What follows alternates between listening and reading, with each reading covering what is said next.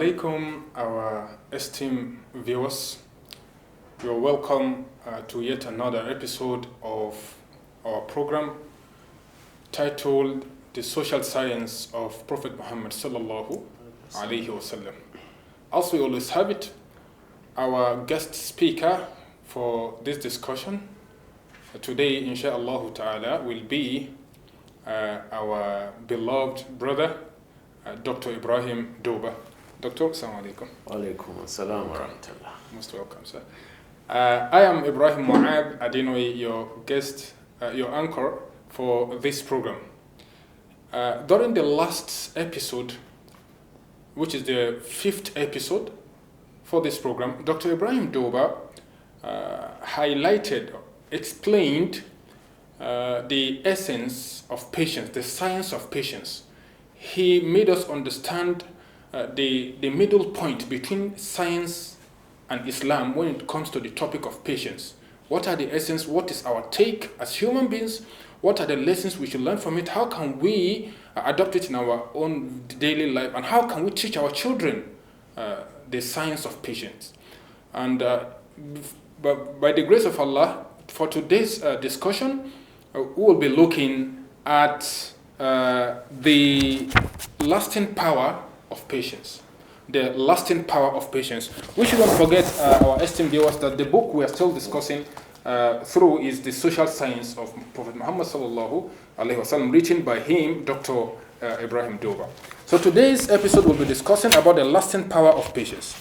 Doctor, sir, what is your take for us today in this program about the lasting power of patience? Well, basically, we will discuss three things. One, the amazing story of Saladin Ayyubi, who was a general that is still remembered by the entire world because of his self-restraint.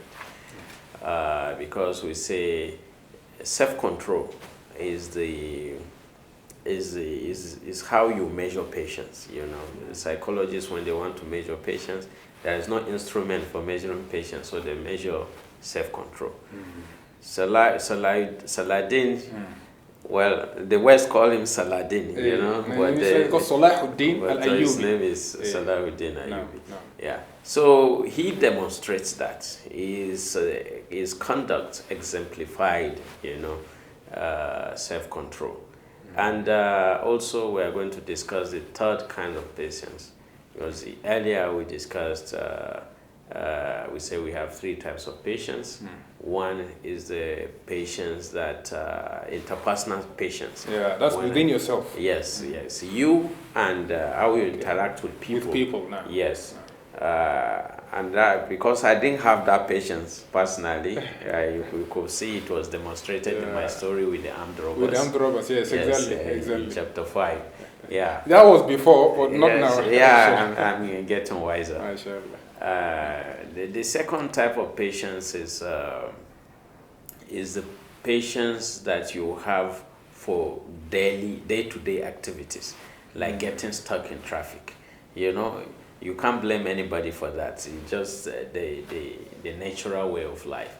So how to be able to stay patient with such day-to-day activities, that's the second kind of patience. And the third one we'll discuss today, or let me just mention it, is the patience that you have when you are afflicted with a long time pain, maybe cancer, for example. You know, there was a time the Muslims were asking, they were requesting during the time of hardship, Mata Nasrullah. Mata Nasrullah. In Surah Al-Baqarah, exactly. Yes. So inna Nasrullahi qarib. Yes, when is the victory of Allah coming to us? Because this sin is really, really disturbing us. Yeah, and they said the victory of Allah is close, qarib. Yeah.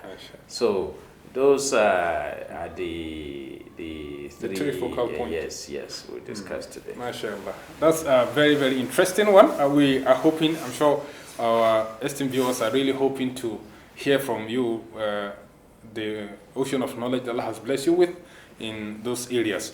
But first, before we delve into the three focal point, there's something you mentioned in your book about the true definition of somebody who is strong and the person who is weak. So what's your notion on that? How do you define somebody who is strong and the person who is weak? Yeah, the notion is actually not original to me. I learned it for the first time from Professor Jordan Peterson, who said that a weak person cannot be a good person. He cannot be a hero. You understand? A weak person cannot be a hero. Yes. He cannot be a good person because he has no choice other than being good. If he is not good, the world will crush him. Exactly. You understand? For example, if you are a very strong person and I offend you, because you are strong, you have the ability to seek revenge. Exactly. You understand? Yeah, exactly. However, if you were weak, you don't have the ability to seek revenge, so you just forgive. That's the only option you have. That is why he said a weak person cannot be a good person because he has no choice. Even in Islam, we are given the free will to choose one of two ways, either the right or the wrong. Exactly. So Allah gives us that willpower, that is the strength He gives us, and He says choose. You understand? Either to stay to improve on it or to stay weak. Yes. I think I just recall a hadith of our Rasul Sallallahu Alaihi Wasallam. It's an authentic hadith from Sahih Bukhari, Sahih Muslim, where our Rasul Sallam was reported to have said that Allah Subhanahu wa Taala will bring a servant in the day of resurrection. Will bring him forth, and this servant is somebody who has actually controlled his anger when he's capable of unleashing the vengeance upon his oppressor. The hadith in his time says, "Man kadhama ghaydan wa huwa yastati'u an yunfidhahu. Da'ahu Allah yawm al-qiyamah ala ru'us al-khalaiq fa khuyyira min ahud al-'ain ma sha." That whosoever is able to swallow his anger, to be patient enough, even though he is capable of taking vengeance, Allah will call him before the whole mankind and jinn kind and angel kind in the day of resurrection. Allah will place him and He will tell him to choose from the brides of Jannah anyone he chooses. This is interesting. Exactly. You see, this is very in keeping with our discussion. Allah didn't say He's bringing a weak person, and saying okay because he was able to forgive. No, He brought someone who could do it, but he had self-control, and he decided to forgive. Instead of taking revenge. So it is very important for us to be able to cultivate that strength of self-control, because if you don't have it. You just mentioned that if you have it, you will be successful in the hereafter. Exactly. Well, if you don't have it, even in this world, you are not going to be successful. Science has said that. Researchers like Professor Moffitt have said it. You are not going to be healthy. You are going to age very fast. You understand? You are not going to be happy if you don't have patience. So, if you have patience, you inherit both this world and the hereafter. Yeah. So it's a very, very important trait for one to cultivate. MashaAllah. That is very, very interesting one.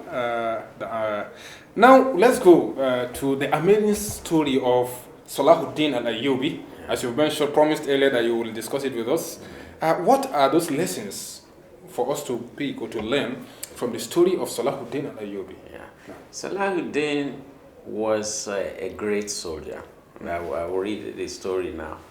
And he was one of the most successful generals who has ever lived. He fought the Crusaders, the Western Christians. I won't say he fought Christians, because even the Crusaders, when they took over Jerusalem, they killed everybody, including the Christians. Yes, they killed the Jews, they killed the Muslims, and they asked the Christians who were guarding the religious places, where are the relics? Where are the valuable relics, so that we can go and steal. So he fought the Crusaders in the year 1099 to 1187. And the Crusaders came in 1099 and took over Jerusalem. But 90 years later, Saladin united the forces of Islam and asked them to meet in Damascus. And they tackled the Crusaders and they left. And when they left, one of the leaders of the Crusaders asked Saladin that, hey, I left my wife in Jerusalem. Please allow me to go and, to go and bring her to safety, And Saladin said, okay, this person who just finished fighting you, killed your people. And he said, okay, go and bring her. In fact, he said his people should escort him. Balian, they called the general. And when he got there, and he saw some of his soldiers, they were leaderless, he decided to lead them. Against Salahuddin? Yes, after his commitment that I'm not going to fight you, just allow me to go and bring my wife. And Saladin said, okay, you can fight me, because the guy said, please Saladin, let me out of my commitment that I'm not going to fight you. He said, okay, no problem. Go, yeah. How funny he was. Yes, go on. Saladin said, okay, you can stay and fight, but I'm sending soldiers to bring your wife to safety. Wow. So Saladin brought his wife to safety to Tyre, another city. And he decided to fight Saladin. And after fighting Saladin, they were defeated.